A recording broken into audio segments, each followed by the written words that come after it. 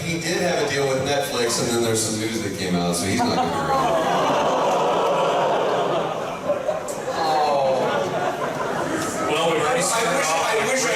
I wish I had a deal with Netflix that I lost. We want to pretend that none of this is happening, but all of us, this is all we want to talk about. So, I ran into you guys in the restaurant last night. I'm like, you know what? I'm gonna let them talk about all the stuff that you're talking about. Listen, binge watching stuff on Netflix is going to be a lot. If there are seats, You know what? One show. One show. Can't watch it. Now watch the older, more experienced actor keep his mouth shut. guys, if you can find a seat, it's great. If not, unfortunately, we're not allowed to do standing room. How are you? I'm doing great. You guys just kind of walked in. I didn't get to do my hype band thing. I didn't get to warm the crowd up. They were already warm though. Let's see if we can hear your temperature. Can we hear your traffic?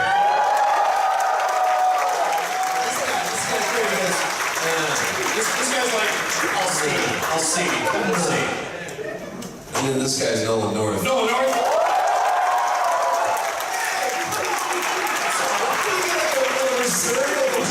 He's like, wait for it, dude. Don't do it yet. Now, I'm gonna get one of these a year. I'm gonna save it. Well, the good news is Nolan won, as usual. Be gentle when plugging in VGA cable. Be gentle. Be gentle when plugging right in there. This is the panel. Meeting room 2. Yeah, this is the panel. We weren't hyped enough in the program to be meeting room 1. My man here in the green toboggan is still trying to figure out what's happening. He's like, are you sure this is where we're supposed to be right now? I know. He's still sussing it out. I don't know. It looks like he's angry. He looks very angry. He hasn't broken it. He hasn't broken it. Either that or he's like, there's a dude with a green toboggan right behind me, isn't there? Don't look behind you. No, we're talking about you. He's like, this is not the panel I want to be. He's just gonna stand up. He's like 7 feet tall. I thought these guys were nice. Okay, so let's start. So, welcome to Expo Vancouver, guys. Yeah. How's the town treating you? You like the weather? I do. Actually, we never get to see rain in LA, so I enjoy it. I enjoy some cloudy. Look, there's just water that falls from the sky. Why is that sky crying? Don't hug it. Everything's green. It's pretty. No, I love it. Everybody's been very nice. And we have a microphone up here. You guys can line up and ask your questions. I got a couple to warm us up, and trust me, you don't want me doing the whole thing. Why am I hugging over this microphone? It's Should we, it's a small enough room. Should we have people get up or stay comfortable and just raise their hands? Just stay comfortable. Well, stay there. You know what? You're going to be, he's first, we're next, but raise it. Yeah. You know, because I can hear you. Yeah, just project. You're going to get a 40 voice acting Stand lesson. in the middle, and then I can't see, and then there's going to be fights. I forgot how to use a mic. Did you see that? What did he say? Okay. The Blue Jays guy. My question is if there's... Speak up. Actually, get up to the microphone. I'm sorry about that. We know this is going to work. No. Just ask a question. He's doing so well. He's like a shirt around. Zelda is still pissed. Can we make fun of you? Well, now you have his permission. If there's any character you guys could like voice for, what would be like your dream character? Nathan Drake. Fingers crossed. Same answer. God, the guy who did that was genius. I don't know if I can talk about it. Genius of the role. It's good. No, he was. He was. Oh, that's why I don't wear hats. My head is too big. You know, we get this question a lot. And the serious answer is I don't really covet anybody else's roles, but I like to watch and listen to the performances that other people do. Like I always loved Rob Paulson's Carl Weezer. Carl Weezer, but I wouldn't want to do that because I would never be able to do it as well. So, you know, the great part of this industry is we're just as big a fans as you are of other people. I mean, I'm a huge fan of you.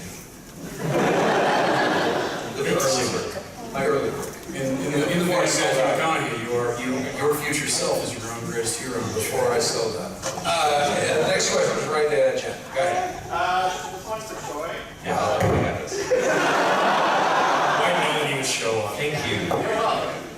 Do you have any funny stories or like embarrassing stories from voice acting with sessions with anybody from the show Critical Role? Oh. They're on hiatus right now, right? Yeah. Shoot. Do I have any funny stories? Yeah. Have you not heard the story of what Travis did for the bachelor party? Yeah, tell that one quick. Very, very quickly. He's, oh, what's the word? Asshole? Greatest prank that's ever been pulled by anybody in the history of pranks. It is my bachelor party. He is my best man. For weeks he's building it up, and we'd be in a session, we were doing Infamous Second Son at the same time, and we'd be in the booth together doing all the in-game VO. And he'd go, so they don't like roller coaster, is it the height, or what is it? I was like, why? What are you doing? Just asking me, like, if you were to jet, could you like do the barrel rolls? I'm like, what are you planning for? I said, don't worry about it. And all of these like red herring questions he would throw out. Cut to, I get a call from my agent. We're being booked in on a Friday. We're doing it's a VO session for a new game. It's kind of like a Call of Duty type game. It's going to be myself and Travis and Brian Bloom. And they want us to record in the same room together, so we get in there, and we get in, and it's the worst session I've ever been in my entire life. The script is terrible, the guys who are directing us are terrible, they're like Russians, so we're not really doing anything, just you act because you act. I'm like, this, we're getting what, double scale for this? Okay. And then all of a sudden, in the room, boom, ATF, fully tacked out dudes, come into the room, throw us down on the ground, and bag and tag me. And what's going through my mind is like, there's no way this is real. There's no way this is real. And I look to my left, and Travis and Brian are not cracking. They are staring at the carpet. I'm like, oh my God. What are we into?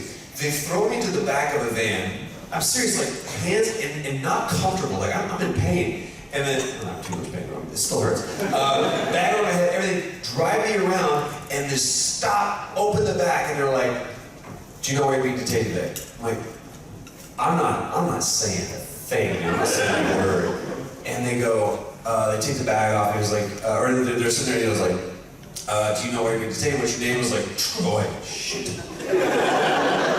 What's your last name? Okay, write this down. Baker. Laying out. Because you might be detained. He's like, the whole thing we're gonna say, he's like, you know what, we're not gonna need this. Takes off the mask with a bag on my head, and there's Travis in my face going, welcome to your bachelor party. It was a movie moment. Great plan went into this. So, do I have any funny stories? I got one. That was it.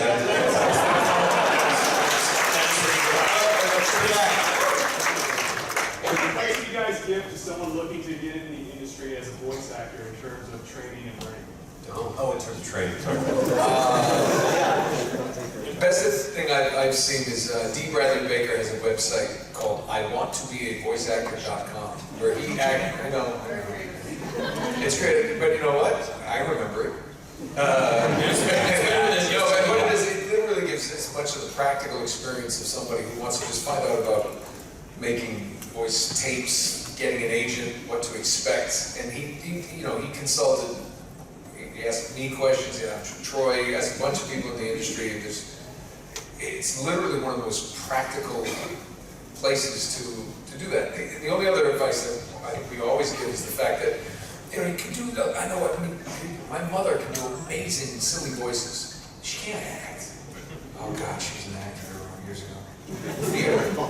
Anyway, in New Hampshire. Slow down. She's still alive, I think. Anyway, being an actor too. I like improv classes. I think like stuff like that. But check out his site and just. Having a cool voice will not teach you how to build a character, it will not teach you how to take direction, it will not teach you how to take rejection. So cool you have a voice. There's a lot of people that don't have what you would consider to be a cool voice that have amazing careers. H. John Benjamin there's nobody that should have hired that guy. He's just really freaking funny and talented, and he works for the characters that he does. The world has heard every voice that you have heard. They want to hear yours. So the best advice that I would give you, find your own voice. And I don't mean this. I'm talking about you as a person, you as an actor. Show the world that, and you'll show the world something. Cool.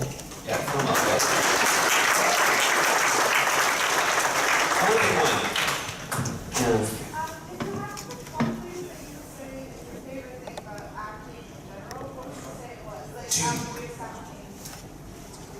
Our great answer. Hold on, this is a great thing from the kid who has a money shirt. He said, money.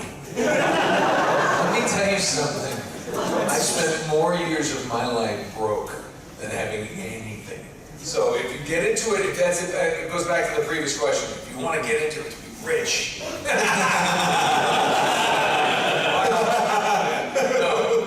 it's not. That's not good motivation. So it's not that. Well, I know what it would be for you.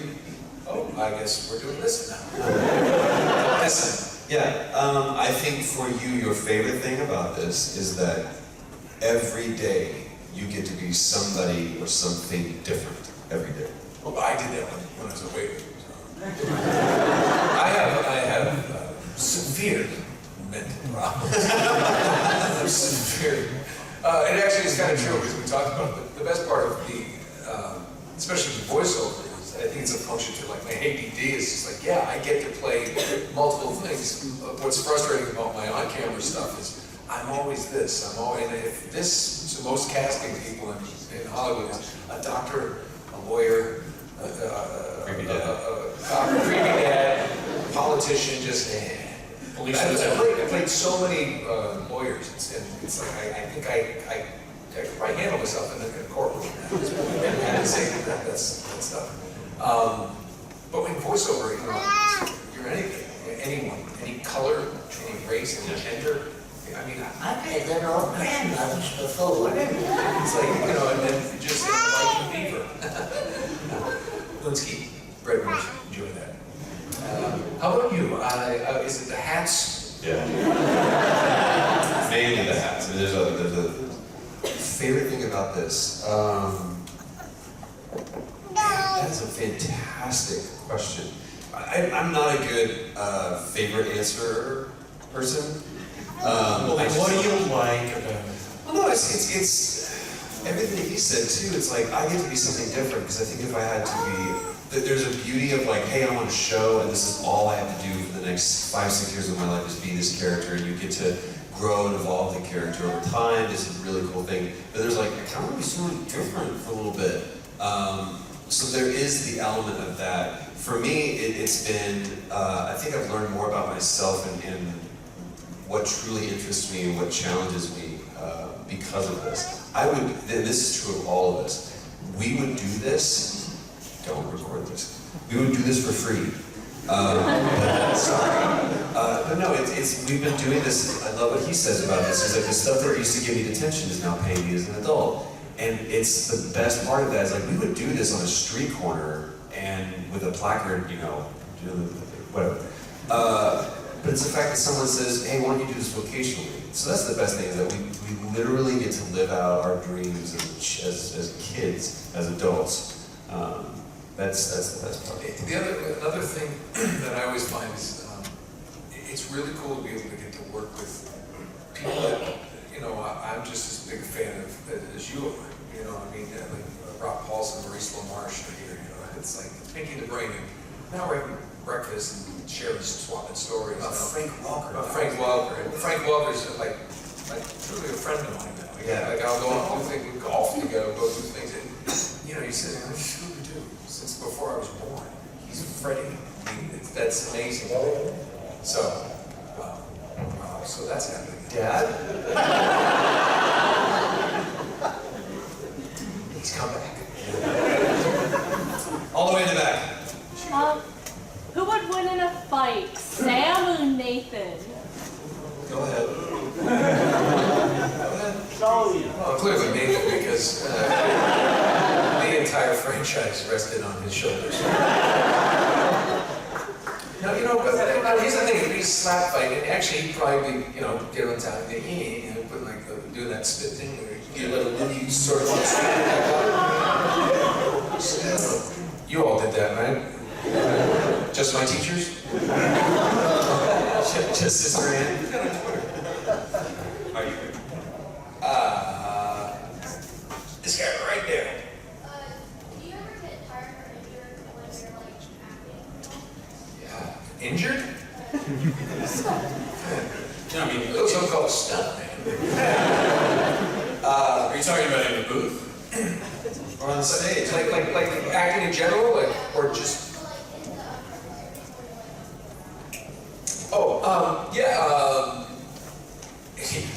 I actually did it in Uncharted 3. I cycled, and I was going on a bike, and I came around a corner thinking I was really fast, and the curve went the other way really quickly, and I just kept going straight to the side of the hill, and I went over and I cracked a couple ribs, but it just sort of cracked. And then, so I had to go back to work. I was like, it's really sore, and I didn't know it was hurt that bad. I just figured it just kind of bruised a little bit. And we were doing these things where, an explosion goes off. And it wasn't a cinematic scene, it's just the in-game things. And I just kind of stand there in the idle stance, and it's like action, and you have to pretend like an explosion goes off. And it just didn't look very good. And it was Jeremy, actually. I said, why don't you just, on action, I won't look, and you just push me from behind. And he would push me, and so wherever I went, and I landed on a pad, but that it was an actual real looking thing. And on the third or fourth one, he pushed me, and I went, and I had to try to, it was not the push and fall, it was the pushing, and he kind of stumbles and starts running. And he pushed and stumbled, and instead of start running, I did a roll, and I heard a crunch, and I came up on my knee, and he goes, just keep running. I'm like, I don't think I can keep running. And he's like, are you all right? I'm like, and it had like the cartilage that goes from me had separated from my sternum. And I was like, and it was literally like, Lunch is available to all, by the way. just a little bit. And the bad thing is you can't put a brace, there's nothing you can do about it. They put a brace on me, and I had to keep working because I had kids like you. That's your kid? Yeah, that's it. I bring him everywhere. He asked me the same question.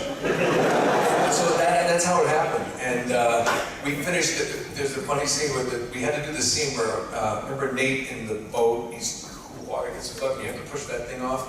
Well, they actually made that crate out of PVC because it has to be see-through for the cameras to see the motion capture. And I'm pushing it, and they're like, okay, and they had to get people, it maybe weighed 4 pounds.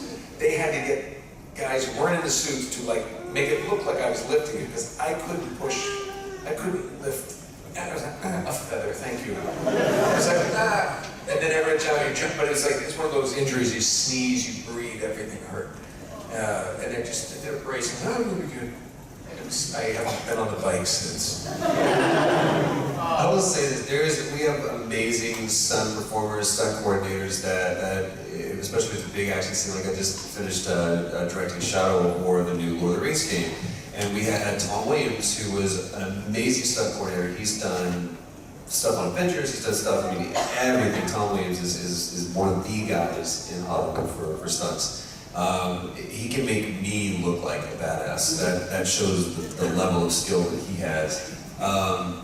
But it's at the end of the day, there's things that I'm good at, there's things that a stunt guy or stunt person is good at.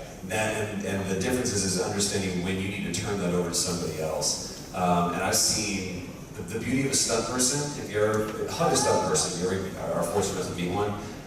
Because those people, they're not superheroes.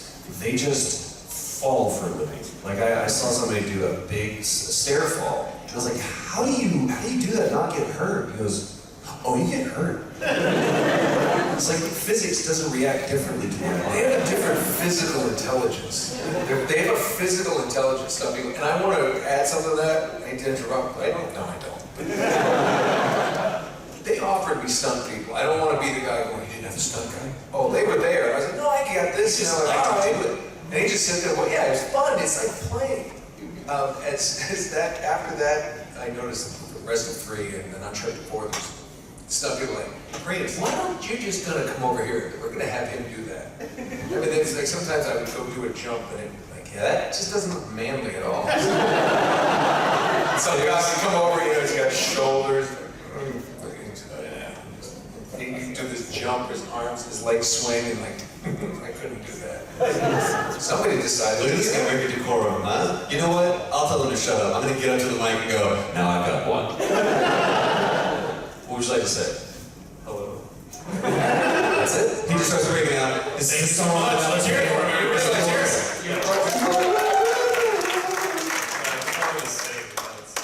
He's broken portal. Alright, so Nolan. You didn't raise your hand. This is Nolan. That's right. Alright, Nolan, I wanted to say thank you for being literally every orc in Shadow of War.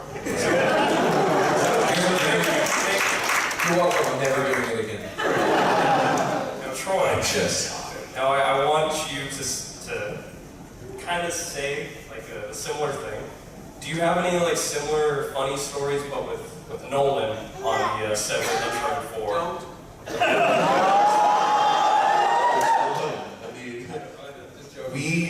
First of all, most people like, you don't realize how much stuff we actually do, like how many games we've actually done together.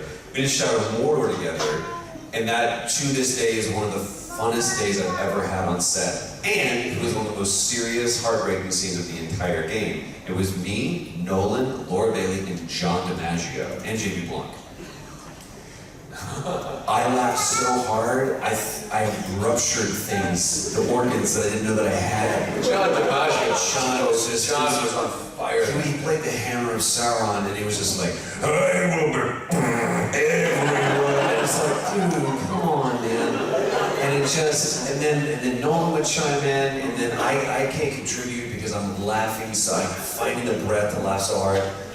Uncharted 4 was, in every way for me, one of the most fun fanboy experiences I've ever had, because before I even came to LA, I played, or right as soon as I got in LA, before I really had a career in this, I was playing Uncharted, Drake's Fortune, and I was like, this is the kind of game that I want to be a part of. And to be able to be on set, the first day that I was on set, and I'm watching, and you know, it's Nolan, and it's Richard, and it's Emily, and they get on set, and all of a sudden, it's Nate, and Sully, and Elena. And I'm like, and I'm just watching this happen. Jordan, you're up. I'm like, no, I'm good. I'm just gonna stay here. The things that we do in between takes would kill our careers. Like, especially we're just terrible, funny. They would take my kids away. we just goof, and it's like this.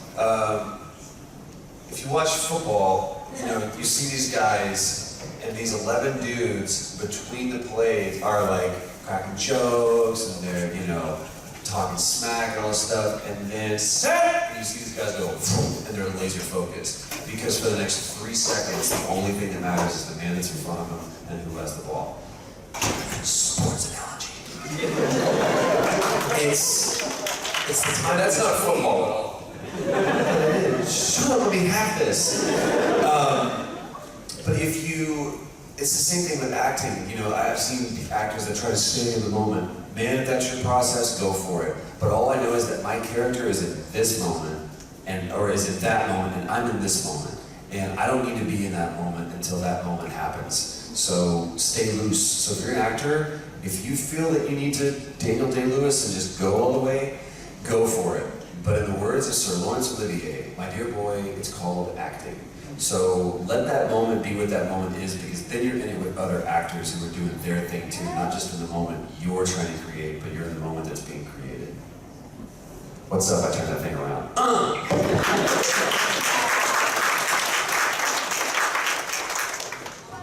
Money, money. He's got a money shirt. It's a good thing. Put on some Does clothes. he often throw your wardrobe?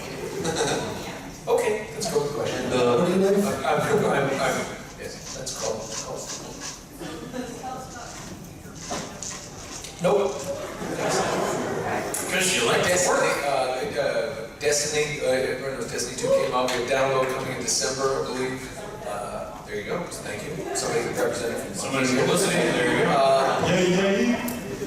You know, the only thing I can say is like, I'm trying to, I think we both have gotten to the point where we're actually trying to create some stuff on our own. So, you know, the toughest part as you get in this career is like, at some point, you really go, do I really want to spend the rest of my career waiting for the agents or someone to say I'm working? Like, what if one day everybody's just collectively goes, yeah, no, he's done. We're like, hey, new bookings? So now I'm actively trying to, and we've had a lot of conversations about this, because we're going to collaborate on some things, because we're friends, and friends, it's always, any job you do, you want to be hanging with your friends, that's the best. So, can't really get into it, but you know, I wouldn't put, you know, television, film, possibly games where we actually create them rather than work for somebody else. And you know, so we always kind of glean things off these cons where we meet fans and like what kind of games, what kind of things they like, what kind of TV they want to watch. You know, I'm in the process of doing something that will be coming out. Yeah, I can't talk about it, you know, because it's like, then they take the money away. There you go. I don't. And then you got here, you're like, it's not Nolan Funk. That's a guy. Anybody know who that is? Thank you. Nolan Gould? Okay, it's the kid from Modern Family. I worked with him. And I was actually in a scene with him on Modern Family with him. And they go, Nolan. And I walk over and they go, no, you're big Nolan, you're a little Nolan. And the kid, he's big Nolan. Yeah. I'm like, we're going by paycheck, you'd be big Nolan. I'm day player Nolan. Yes. I did. I heard a chicken, so I did hear Okay, so I'm a WoW fan, and so I got to be Gul'dan in World of Warcraft, which is awesome.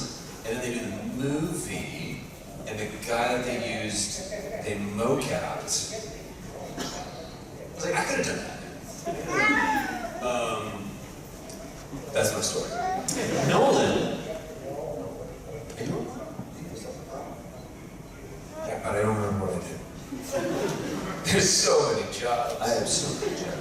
I don't remember what I did. I just did some pickups in one. I don't remember. I should laugh.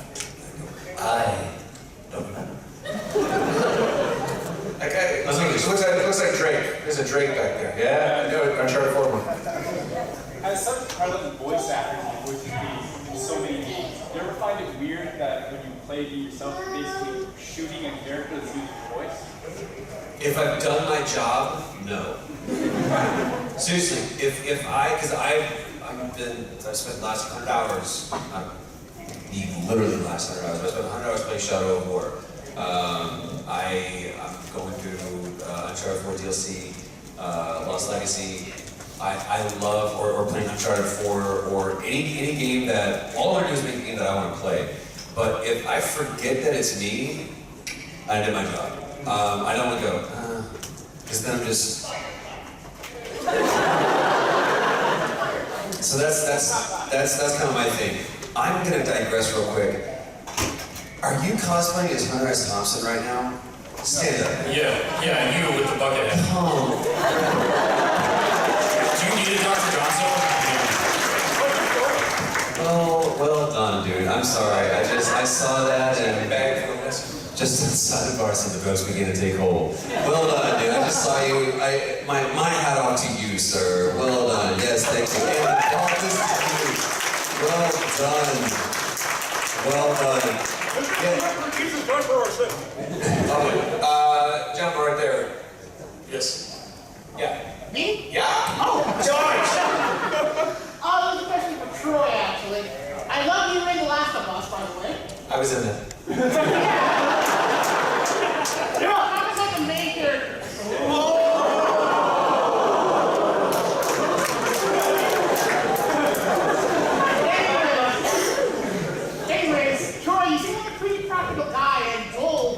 it seemed like a pretty tragic character. How did you get yourself into that role? How did you get into it? You know, there's a lot of conversations with Neil Druckmann, the writer and director. It became kind of like our normal thing where the day before we would rehearse, Neil and I would spend about 2-3 hours on the phone just talking high-level stuff and really breaking down the scenes and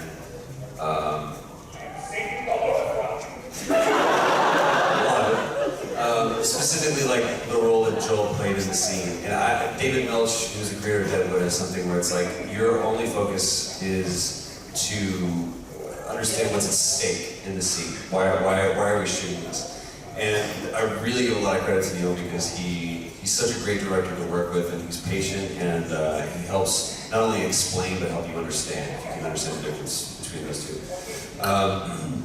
But for me, it was about asking a lot of questions more than it was about trying to prove what I know. It was sharing what I didn't know, what I didn't understand, and you rely on your writers and your directors and your fellow actors to really kind of help inform who that character is.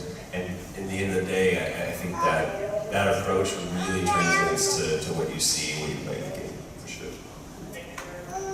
Yeah. Yes? Feeling good on Saturday. First, I just wanted to thank you for bringing the bar to life for so much more. Yeah. So my question is, how did it feel to voice the character who is a role model for, young people who aren't sexualized? Yeah, dude. How does it feel when you kind of get thanked for that? This is what's so funny. We go in and we're booked on a job, and we go into a studio, there's a script in front of us, and I knew the franchise persona. This is a new character they had done. Never, ever, ever would I have thought that this character would have to be a PS2 game, right? I never thought it would have the longevity, never thought that it would have the impact that it did. And there was an article that I think Kotaku did that was speaking about how this character single-handedly, and I have anecdotal, like personal experience with this, of people going, hey, this character kind of was a Rosetta Stone to help me unlock the same way, like I feel as if it was an analog for me to point to, like I feel this way. It has everything and nothing to do with sexuality, specifically for Kanji it was. And I feel, this is my interpretation, the guys in the developer never really said this out loud, but I believe that Kanji, what he was wrestling with was his sexuality, and the fact that he felt he needed to be a tough guy, and that he had to divorce himself of that to be gay. And that's not true. You don't have to be effeminate to be gay, nor do you have to be masculine to be a man. It's just, this is who you are. But the overlying philosophy is that we all have our shadow version that we wrestle with, and we all have things about ourselves that we hope nobody else finds out about, but we need to deal with those first and own them, be proud of them, and accept that we are the shadow and the light within ourselves in order for us to be a whole person. And that is why we play games. This is why we do this. We can watch a show and it's very cool, we can somehow empathetically understand and relate that with the characters, but it's something completely different when you have control of that character and you're moving that character literally through the story. And that to me is why playing a game is the ultimate evolution from when cavemen drew on walls, baby. Like, this is why we play, is if he can get through that, I can get through traffic. I can get through a bad day at school. I can get through losing a boyfriend or girlfriend. I can get through a fight. I can get through all of these things. This is why we play. So if anybody makes fun of you for that, feel sorry for them, because they just don't get it. That's all it is. You know what? We are nerds. We are strong. We are proud. And this is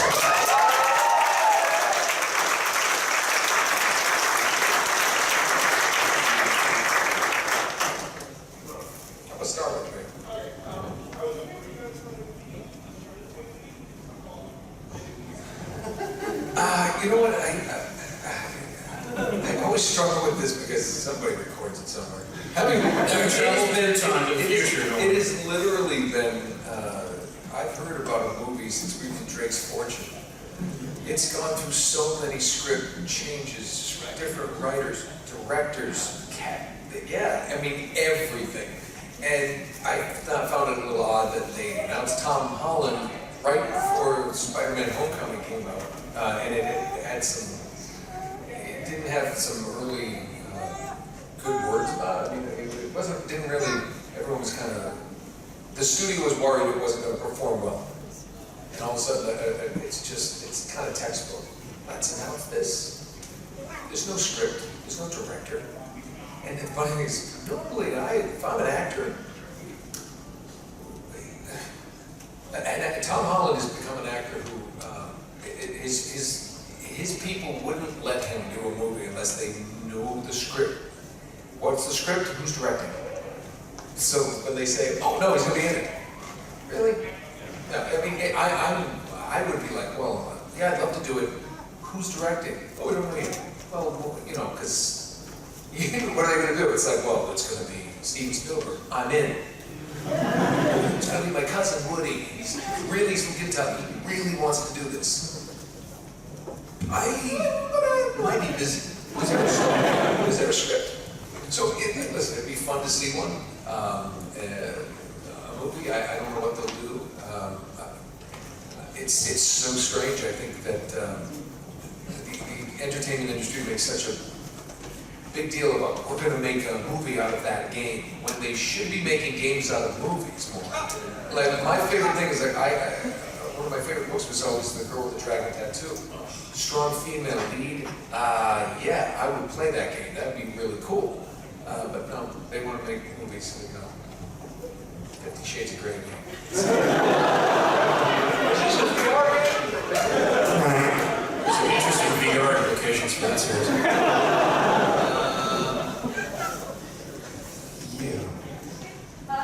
Yeah, so sometimes when I'm playing game, I'll recognize your voices or other game actors' voices as bad guy number 6, or they're little smaller roles kind of throughout, which makes me really season into the movie. You don't see that many movies with Right. security guard person. So I got to She's my favorite person.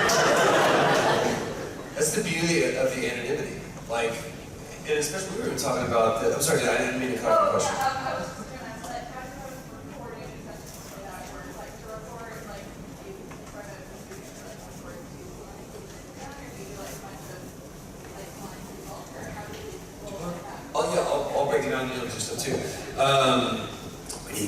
It's contraction. It's a contract. It really depends on the gig, right? So in Uncharted, for example, shot for years, 4 years, 5 years on that game. So Uncharted 4. So when I say shot, I mean think of like a show or a film or anything like that where you went to a soundstage. And in the soundstage, you rehearsed it one day, the next day you came in with all the other actors, and black box theater, you shot those scenes. Then you go months, weeks, days later into a studio, and all the stuff that happens in-game, or all the stuff that happens in between those cinematics, or sometimes even changing some of the lines inside the cinematics with the other actors, sometimes with yourself. So often, just for practical reasons, and because we like to do it too, they're like, we need a pedestrian in the market in Madagascar. I'm like, I'll do it. So there's a high likelihood, especially if it's an actor moving around space, that it's one of us that's playing like a female walking with a snake or whatever. Or if, the game is in my head. So there's a lot of times, in animation it happens all the time. I am on Avengers, I am Hydra Soldier A, I am SHIELD Agent B, I'm not good, just constantly, because it's one line, can you just get through But this? that's also a contract thing. So in animation, you play a character, and then by contract, they get 3 voices for that payment. And then there's a 10% bump for a 4th voice. And another 10 for a 5th. So, and then if it gets to a 6th voice, now that's you double the payment. And it'll work that way. And a lot of people in animation can do multiple voices, so And yeah, sometimes it's just a line, but you recorded your main lines and then you do that. With what he's talking about with Uncharted, we also mocapped a lot of times. Like there's in Uncharted 2 is my favorite one where I chased myself down the train. I'm one of the guys, you do it once, and then we had, I think it was, I don't remember, it was one of the stunt guys and me, and I always used to make, if you ever play Uncharted, you see a guy with like a slight limp, I always used to change the physical signature, and I was like, no, and they were like, so there's a guy, and he has kind of a little weird kind of hiccup to his run, as he's chasing him after Chloe gets shot. Yeah, I chased myself down. So we used to do that all the time. You jump in the roles. You must have gotten to do that. Let's say like in Madagascar when there's the explosion off in the distance. Yeah. I'm like 5 of the different people in the market. Like go over and look. Yeah. It's so sweet. But it's like fun. Yeah, because they take that All that data and apply it to a and different then they model. just put a different skin on a different model over there. Hat in the back. Yeah, like you were just talking about doing mocap and running and chasing. How exactly do they do that? Like, do they literally have you run and slot, or do they have you like run 2 meters, stop, back up? The volume, it literally is about the size of this room. Let's say, like from that section across, and there's camera rigs all the way all up high and on these posts, and you go in the middle, and in that volume, it captures if you're wearing one of those suits, it captures everything you're doing. So, I may stand here and they go action, and then I just walk all the way across. Oh, we just captured Drake's walk. Let's do it a few times. Now let's do a jog. Now a sprint. Now let's do where he's under fire jogging, under fire sprinting. He's got the gun, he's got a rifle, he's got a hand. I would have to do all those moves, and you do that in there. So that's called move sets. So that's like the Crouching, sitting, standing, all that stuff. Where it gets really crazy is then, as the director, you come in, let's say Nolan got in here and he just shot all this stuff, he did all those movesets. Then Nolan goes home and he leaves. The next day, I come in, and I have it looks like I'm holding like 2 pieces of like, almost like a nightstand, right? So it's just like this little apparatus that I'm holding that is a camera, it has markers on it. I can go playback, and I will see Nolan's data as if Nolan is standing right in front of me, the ghost of Nolan's moves. And I can come in with my camera and go, all right, let's have camera follow Nate over the shoulder as he's moving through right now. You know what? Actually, we're gonna leave him, and I'm gonna come around the other side. I'm gonna show that I can do a wide master. So I get to shoot my camera later. That came from Bob Zemeckis when he was doing Beowulf. He created a camera system where he could go in afterwards, after he had directed the scenes, and as if the actors were still there, shoot his cameras. That makes sense? It's bananas. By the way, if you don't get it, I don't quite get it. It still blows my ears. It's as if it's like AR. So I'm watching here. The Pokemon are not actually here, but I'm looking at them. Yeah, no, to give you like a specific example, let's say we're mocapping all of you. And then tomorrow we come back in this room, the chairs, everything's gone. He can look through that thing and we see you and say, well, you know what, let's put when he has that question in the back, run the camera behind him, so then it's facing us, because you captured us up here. So then you can do that, and then somebody over here who's just like sitting there going, this is stupid, we should leave. We can go in there and get that one-on-one conversation over there. It's crazy. Crazy. It's so much fun. So they're telling me we've got about 5 minutes left. We can Ah, fire through a couple of these. Yeah, apparently they are. I got 5 minutes, copy that. We can do that. I was looking for Nolan. See? You got it, kiddo. It's one. Which character that you voiced, excluding the Nathan Drake, Do I relate to the most? Which orc? Don't say that. Wow. I know, I can't go with that. Do I relate to the most? I don't know how to answer that. I think I just have so much fun just creating characters. I know it depends on the day. I mean, there's some days that I'm just, I could be the most serious character, and then there's days where I feel like Deadpool. I'll be in my car, just driving to work, don't have the radio on. I don't know.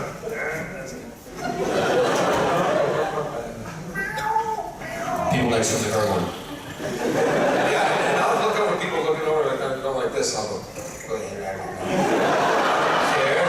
I don't care unless their car's nicer than mine.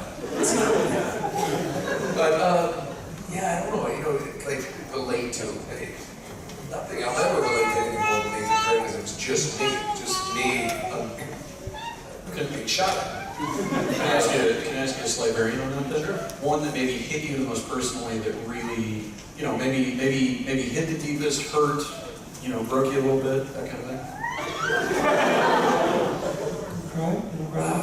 We're letting you talk about the craft, Master Nolan. Well, okay. There's only one of the hardest ones I've ever done is Mafia 3. Because I played the most despicable, like, you know, professional and educated, despicable racist that I've ever, and I had to say things as an actor that, you know, and I had to portray hate at a level that I'm proud to say I can't even comprehend. And say things and do things that I just, and it's all based on fact, it's truth. It's not some sci-fi game where you're saying horrible things. It was set in 1967 civil rights in the U.S. and in the South, and it's just like I remember it was one of those things I just wanted to see if I could do it, you know, and I did, but it was hard because we did some motion capture, and it was hard. I don't know. It affected me. I remember like calling my wife. Alan Tudyk, the actor, is a friend of mine. He was in 42, and he has a scene where he's just Jackie Robinson is up to bat, and he just is N-word over and over. Come on, boy, and and he had a stadium full of people, and I talked to him, and he said, "Yeah, it's the worst. It's like you can't even comprehend it. You're doing it, going, oh God." Waiting for the bullet to hit you from somewhere. You know something, just let him keep it. I don't know why but it was, yeah, so that was one that I certainly don't relate to. And I think that's what made it more difficult. It's like, I don't know that kind of hate. You know, I know only love. Well, there's one person I hate, but I'm sure she's some gross shit by now. We got time for one more. Somebody did a good one. Who looks like they wanted the most things? You know what? Yeah, cosplay wins. I'm sorry. Cosplay wins. Yeah, you know what I'm talking about. So.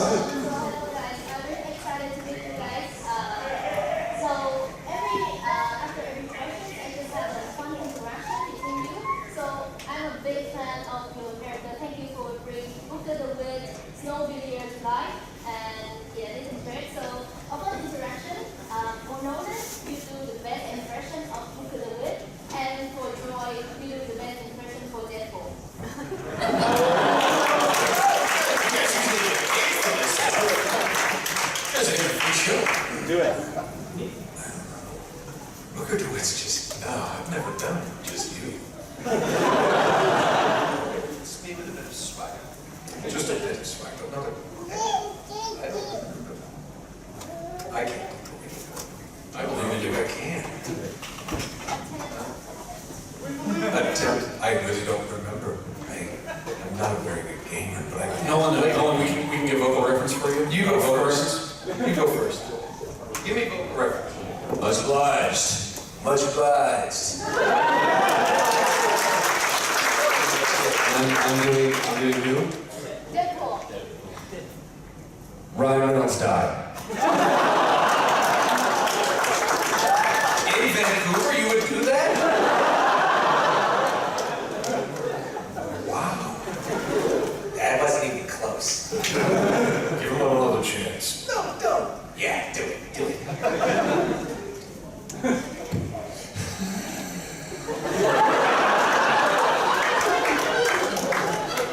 Much obliged.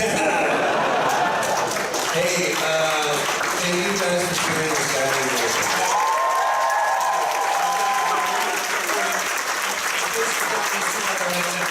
We've got the two of them as well as a bunch of other primo level voice actors doing Twisted Tunes, live all-star voice actors script reading The Princess Bride today at 5:30 in the big ballroom downstairs. You do not want to miss this if you haven't seen one of these before. Okay, they cycle through so many voices that you know and ones that you may not even necessarily expect. So 5:30 today, you guys are here the rest of the weekend. So we're going to get more time.